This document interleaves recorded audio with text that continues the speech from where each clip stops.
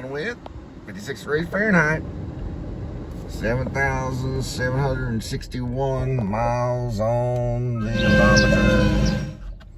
It is a Saturday, December 21st, 2024. Welcome to the Please Subscribe Show. Head off to delivery.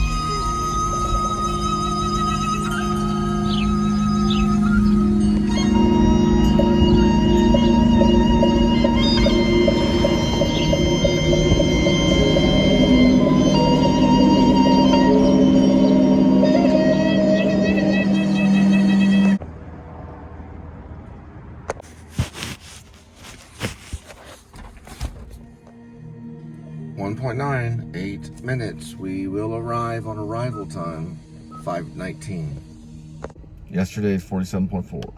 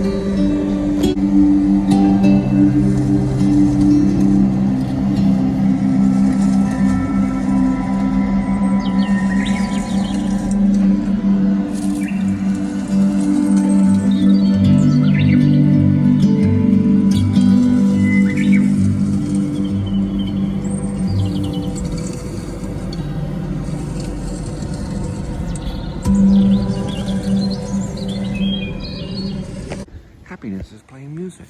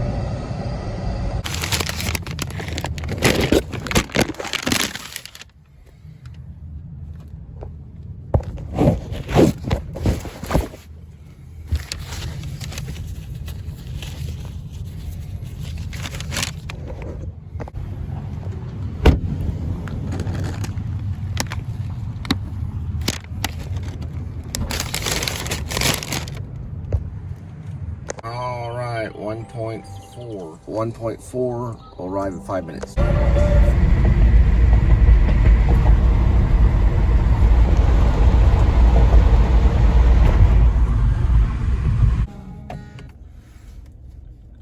All right, 5.5, 16 minutes. Arrival time is 6:08.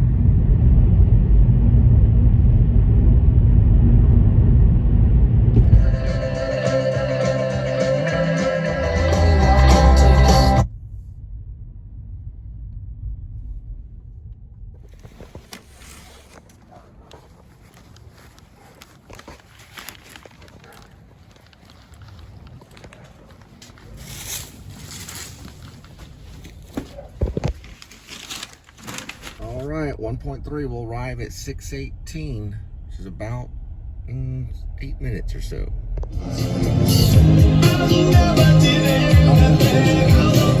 In high school, I grew up right in that house right there, the lights. That's 2618 Wheeling.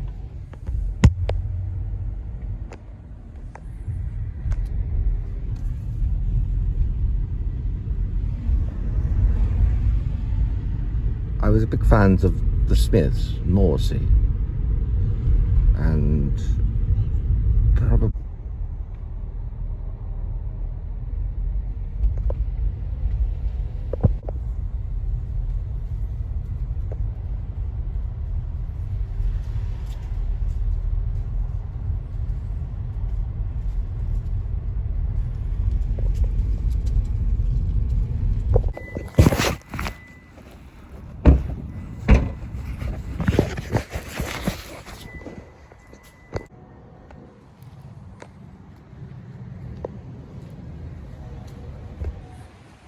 Seating chart of the orchestra.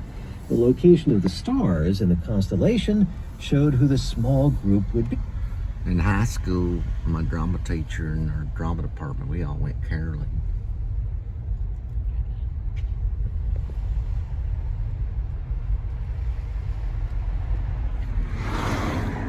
You get all these houses right here, we caroled them. In the first day of Christmas, my true love gave to me. And jingle bells, jingle all the way. And silent night, holy night. We had a little, what's that called? Sheet music? Yeah, we had sheet music with the lyrics. We had these little folders that we all had, flipping over. Everyone a silent night. Knock on the door, silent. So we could represent the Theater Arts Club of Pascal High Schools doing a play. We probably were 2 different seasons. The first season, or the first year when I was there, I used to take these railroad tracks down that way and walk to school before I started driving my mom's Ford Escort. But usually I drove the Porsche for a little while, a 1973 Roadster, Porsche, as Hugh Grant says, Porsche. Yeah, first year, I think it was 92, 93, or 93, going into 94. No, the first year would have been 91, 92. The second year would have been 92 going into 93. 91, 92 is when we did. The fall of 91 was Look Homeward Angel. It was 1991 in the fall. And then we did, after that, doing a good one for the Red Man series of plays like Graceland. And eventually Marriage of Bet and Boo. And then Elizabeth George and I went to Austin the summer between 92. Yeah, summer of 92. We went to Austin and did Rivers and Ravines at a summer theater workshop at UT Austin. Lynn Murray, was that his name? Lynn Murray. Yeah, he was the dean that would call roll. Yeah, we all had a number that we would say. I don't remember my number though. Anyway, I did then though. And then Elizabeth and I were cast in the same play, Rivers and Ravines. There was 3 plays. There was one about Aztecs, like almost like Apocalypto, but not as violent. And then there was one, well, I think the first one might have been the Apocalypto one. The second one was basically, what in the world? Okay. It was Kabuki style. It's called the King Stag. Yeah, the King Stag. And then the third one was Rivers and Ravines by an academic playwright. She was an academic. I remember Kitty Fringe was the playwright for Look Homeward Angel, but we had already done that, and so we did Rivers and Ravines, and I played John Harper. No. In Austin, I played Emil the Fifth. Yeah, Emil the Fifth. And in Austin summer camp, yeah, Emil the Fifth played an older character. I can't remember the director. He was somewhere. He had done New York stuff, and then we went to Pascal and did it again for that fall show, I think, yeah. Rivers and Ravines, and I played John Harper, and my friend Mike Woolham played Emil V. And there were a bunch of other characters. Rob played the grandfather style character that buries the guns in the river, or dumps the river, and Elizabeth played his wife. And Mark Friedman played one of the guys with the shotgun. It was the father of Wordy. And what's his name? Groon. Something Groon played Wordy. And then we did, after that, probably about by the time we were starting to Carolyn for the end of fall, we did Tom Jones, The Adventures of Tom Jones, and I played Tom Jones. Good thing I found this address in her muff.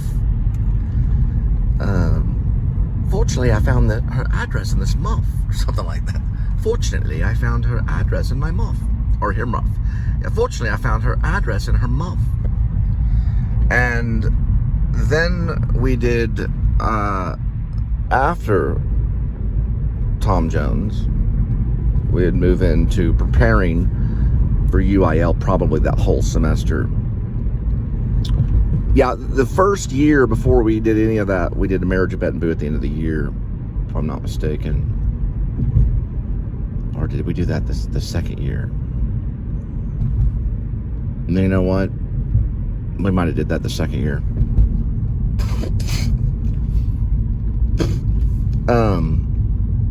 Yeah. So the first year, which was the year of 91, 92, we did the UIL. We did, the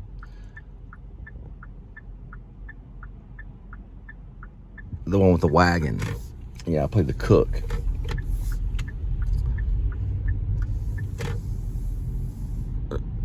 Muta Courage by Bertolt Brecht.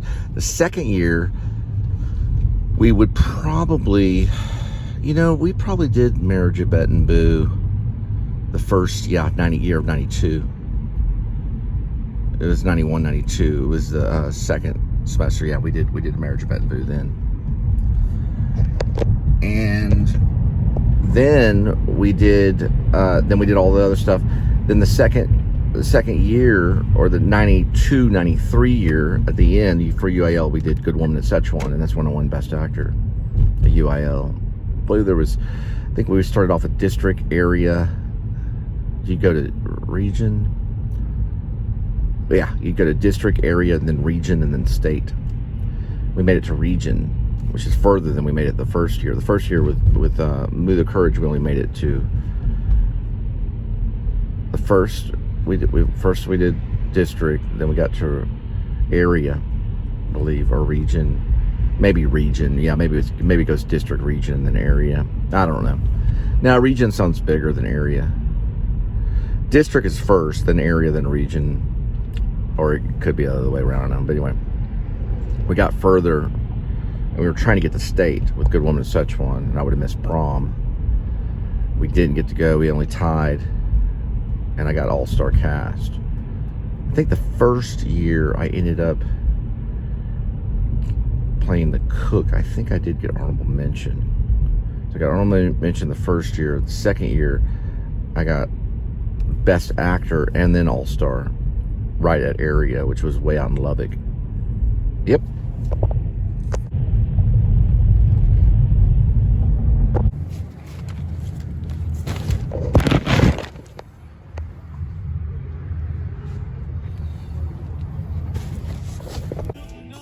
.5 or 6:52, about 2 minutes.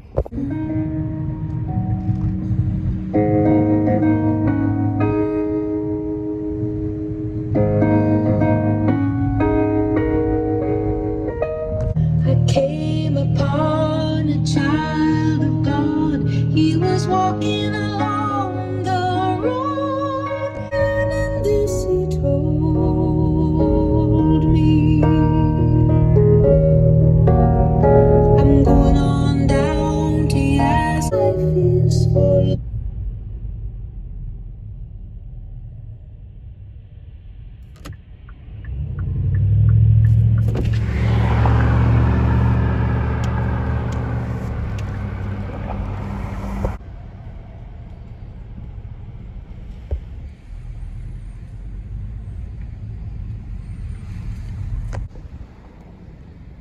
Wegman, 817-584-7033. Compass, for sale.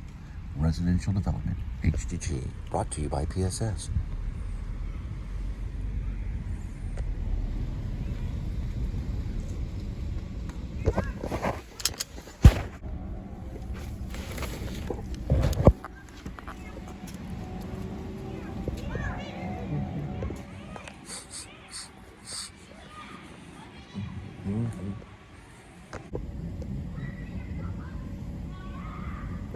2.6, 7:07 on the arrival time.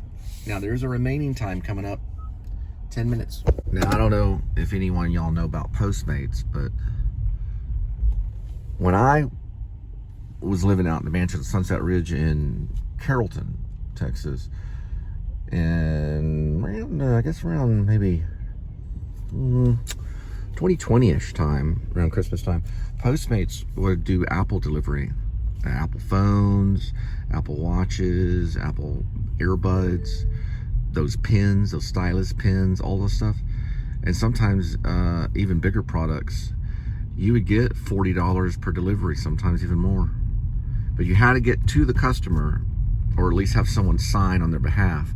They didn't really like that. They wanted it to be handed to the customer, usually with, I think you had to have ID, or if you did hand it to someone, they had to have their ID and they could sign for them. A lot of times they wouldn't, but sometimes they would. $1,000 worth of products, you'd leave, you make $70 real quick. $70 to $100 and 2 or 3 deliveries. You look down at the Postmates, it'd say like $100. You're like, wow.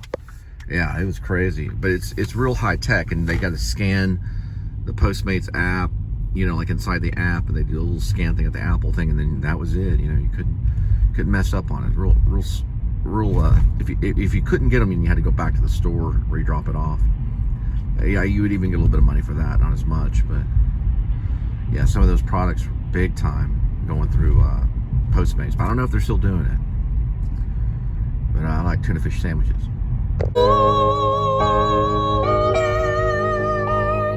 Caught in the devil's bargain, and we got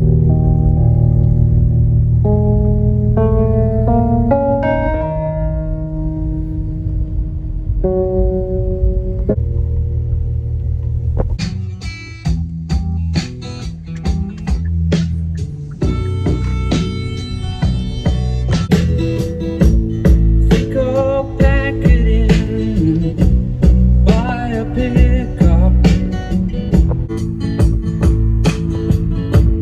find a place.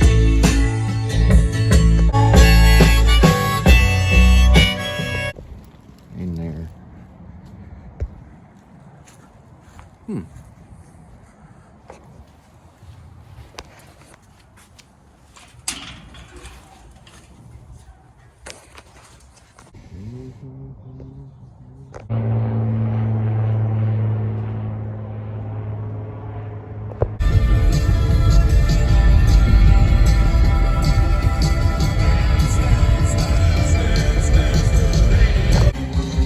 .9